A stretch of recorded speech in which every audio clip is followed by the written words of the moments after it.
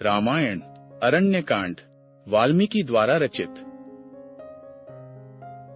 गोदावरी नदी के तट पर सुंदर पंचवटी वन में राम, लक्ष्मण और सीता एक कुटी बनाकर रहने लगे। उसी वन में रावण के बहन राक्षसी शूर्पणखा रहती थी। एक दिन वह एक सुंदर स्त्री का रूप धारण करके राम के पास आई और बोली, मुझसे विवाह कर लो। राम के मना करने पर शूर्पणखा ने अपना विकराल रूप धारण कर लिया और सीता को निगलने के लिए झपटी।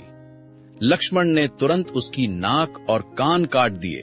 शूर्पणखा चिल्लाती हुई अपने साथियों खर और दूषण के पास गई और बोली, तुम्हारे होते हुए मेरा ये अपमान। तब खर और दूषण अपनी सेना लेकर राम लक्ष्मण पर आक्रमण करने आए। राम ने भयंकर युद्ध करके उन सभी को मार डाला। ये देखकर कटी नाक कान वाली शूर्पणखा लंका में अपने भाई रावण के पास गई और रोने लगी। रावण ने सब सुनकर कहा, रो मत, मैं शीघ्र ही इसका बदला लूंगा।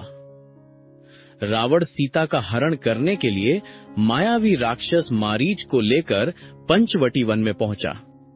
उसने मारीच से कहा, तुम एक सोने का हिरण बनकर सीता के सामने घूमो। मारीच सोने का हिरण बनकर सीता की कुटी के पास घास चरने लगा। सीता ने राम से कहा, मुझे वो सोने का हिरण पकड़ कर दो।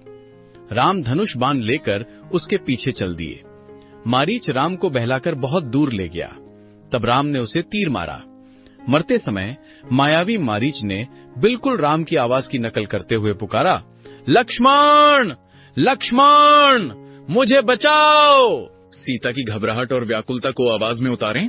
लक्ष्मण के उत्तर को दृढ़ लेकिन सम्मानजनक रखें। रेखा खींचते समय एक अशुभ संकेत का भाव पैदा करें।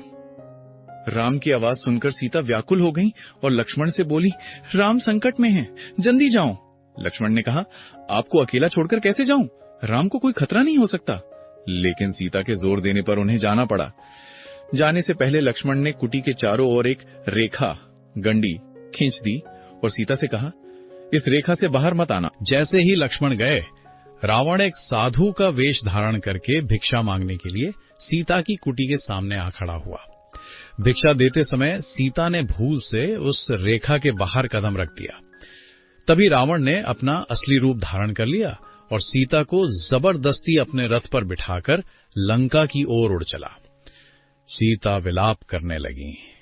उनकी चीख सुनकर बूढ़े गिद्धराज जटायु ने सीता को बचाने का प्रयास किया, लेकिन रावण के हाथों वे गंभीर रूप से घायल हो गए। रावण ने उनके पंख काट दिए और सीता को लेकर भाग गया। Thank you for listening to Gulpasip. If you enjoyed this story, don't forget to like, share, and subscribe to our channel for more tales every week.